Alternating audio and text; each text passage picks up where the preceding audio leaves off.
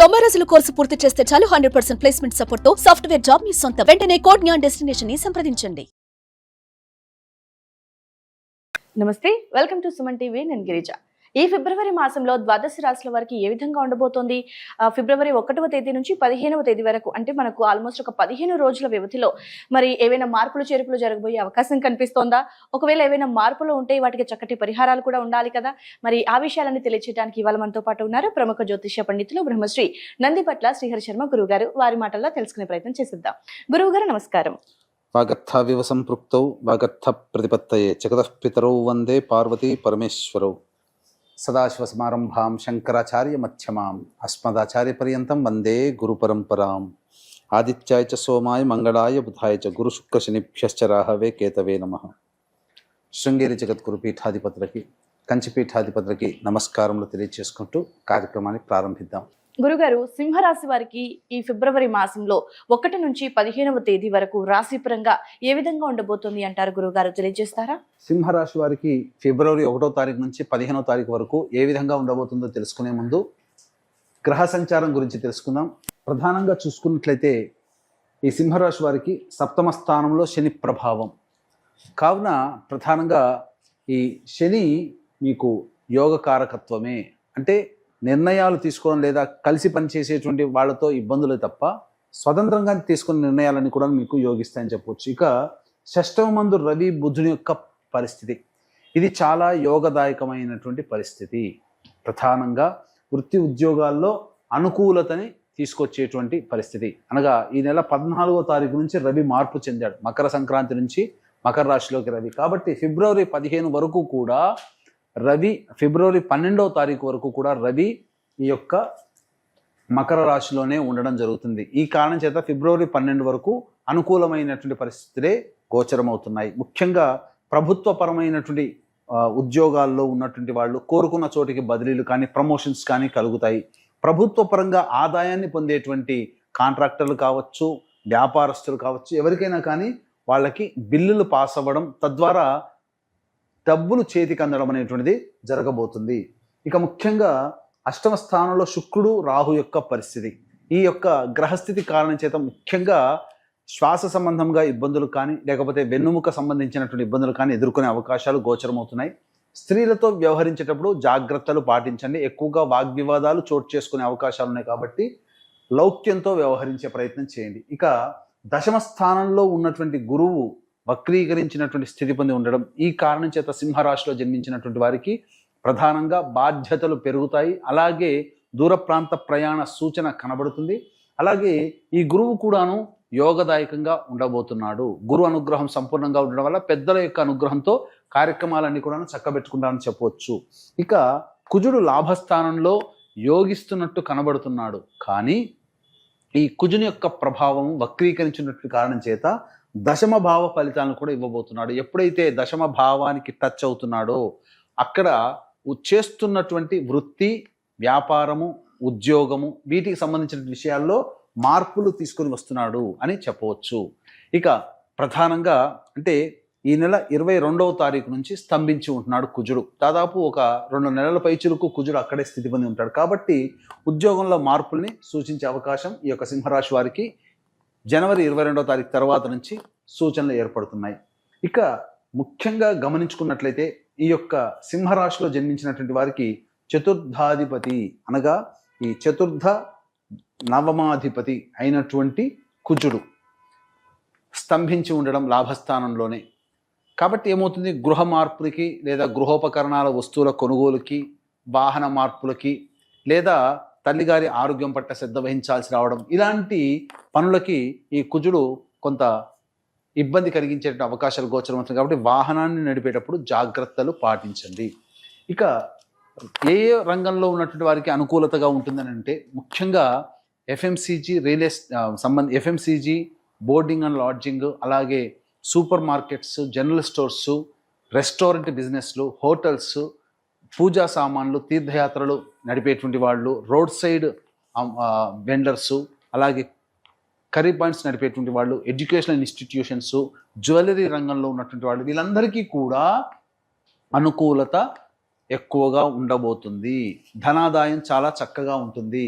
ముఖ్యంగా ఈ చెప్పినటువంటి రంగంలో ఉన్నటువంటి వాళ్ళకి వ్యాపార విస్తరణకి కావచ్చు, లేకపోతే మీరు ఏదైనా పెట్టుబడులు అందులో పెట్టినా కానీ మీకు ధనాదాయం చాలా చక్కగా ఉంటుంది. ఆ విధంగా వ్యాపార విస్తరణకి కార్యక్రమాలకి మీరు శ్రీకారం చుట్టబోతున్నారు. ఇక కుజుని యొక్క ప్రభావం చూసుకున్నట్లయితే ప్రధానంగా రియల్ ఎస్టేట్ రంగంలో ఉన్నటువంటి వాళ్ళు, లాయర్ వృత్తిలో ఉన్నటువంటి వాళ్ళు, రైతులు, వీళ్ళందరూ కూడాను సాధారణమైనటువంటి ఆదాయం ఉంటుంది. కాబట్టి కొత్తగా పంటలు కానీ లేదా వృత్తుల్లో విస్తరణకి సంబంధించినటువంటి కానీ లేకపోతే భూపరమైనటువంటి లావాదేవీల్లో కొత్త కొత్త ప్రాజెక్టులు కానీ తీసుకోకపోవడమే మేలని గమనించాలి. ఎందుకంటే సమయం అనుకూలంగా లేనప్పుడు కొన్ని పనులు మనం చేసినా మనకు అనుకూలంగా ఉండవు. కాబట్టి జాగ్రత్తలు పాటించండి. సాధారణంగా గడుస్తున్నటువంటి కాలానికి అనుగుణంగా మీరు వెళ్ళండి తప్ప కాలానికి ఎదురైతే వేసే విధంగా మీ సొంత నిర్ణయాలు తీసుకొని మీ యొక్క జీవితాన్ని ఇబ్బంది పెట్టుకోవద్దు అని చెప్పవచ్చు. ఇక ప్రధానంగా చూసుకున్నట్లయితే నిరుద్యోగస్తులకి ఉద్యోగము లభించే అవకాశము గోచరమవుతుంది. ఉద్యోగపరంగా ఎటువంటి ఇబ్బందులు అనేటువంటివి ఉండబోవు. అలాగే ప్రమోషన్స్ కోసం ఎదురు చూసేటువంటి వ్యక్తులకి చక్కగా ప్రమోషన్స్తో కూడుకున్నటువంటి బదిలీలు కానీ లేకపోతే ప్రమోషన్స్ కానీ మీకు కలుగుతాయని చెప్పవచ్చు. తర్వాత చెప్పొచ్చేది ఏమిటంటే ఈ యొక్క సింహరాశిలో జన్మించినటువంటి వారికి ప్రధానంగా మిశ్రమమైనటువంటి ధనాదాయము ఫలితములు ఉంటాయి. ఖర్చులు, ఆదాయము, సుఖము, సంతోషము, కష్టము ఇవన్నీ కూడా సరి సమానంగానే ఉంటాయి.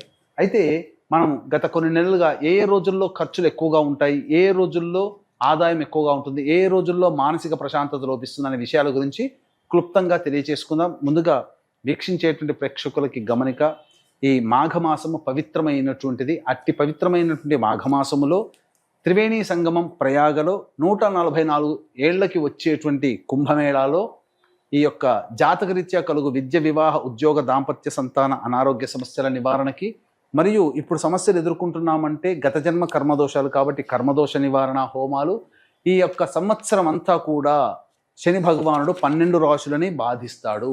కావున ఈ సంబంధించి శని దోష నివారణ హోమాలు పర్ హెడ్ 2100 రూపాయలకి సర్వదోష నివారణ ప్రాయశ్చిత్త హోమాలలో భాగంగా చేయించడం జరుగుతుంది. అవకాశం ఉన్న వాళ్ళు కార్యక్రమ తదనంతరం కాంటాక్ట్ చేసి మీ గోత్రనామాలు నమోదు చేసుకోవచ్చు.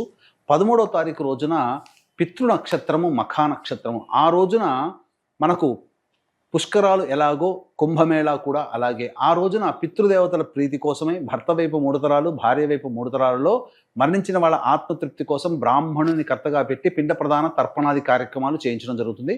అవకాశం ఉన్న వాళ్ళు కూడా వాటికి నమోదు చేసుకోవచ్చు. ఇక గమనించుకున్నట్లయితే 1వ తారీఖు రోజున గనక చూసుకున్నట్లయితే ప్రధానంగా ఇతరుల యొక్క సహాయ సహకారాలతో మీ పనులను చక్కబెట్టుకుంటారు. ధనాదాయం చాలా చక్కగా ఉంటుంది. కాకపోతే ప్రశాంతత లోపిస్తుంది. ఇక 2, 3, 4, 5 ఈ 4 రోజుల్లో, ఈ 4 తారీఖుల్లో కనుక చూసుకున్నట్లయితే 2, 3, 4, 5 తేదీలలో మీకు ఖర్చులు అధికంగా ఉండబోతున్నాయి. మానసిక ప్రశాంతత లోపిస్తుంది. సంతానం మూలకంగా ఖర్చులు, సమస్యలు పెరుగుతాయి. సంతానంతో విభేదాలు పెరుగుతాయని చెప్పొచ్చు. దూర ప్రాంత ప్రయాణాల వల్ల ఏమాత్రం కూడా లాభసాటిగా ఉండదు. మీకు శ్రమతో కూడుకున్నటువంటి ప్రయాణాలు ఉండబోతున్నాయని చెప్పవచ్చు. ఇక 6, 7, 8, 9, 10 తారీఖుల్లో గనక గమనించుకున్నట్లయితే ఉద్యోగ సంబంధమైనటువంటి విషయాల్లో మీకు ఒక నిర్దిష్టమైనటువంటి సమాచారం మీకు లభించబోతుంది. తద్వారా భవిష్యత్ కార్యాచరణ మీరు దృష్టిలో పెట్టుకొని మీరు ముందడుగు వేసే ప్రయత్నాలు అనేవి జరుగుతాయి. ధనాదాయం కూడా చాలా చక్కగా ఉంటుందని చెప్పవచ్చు.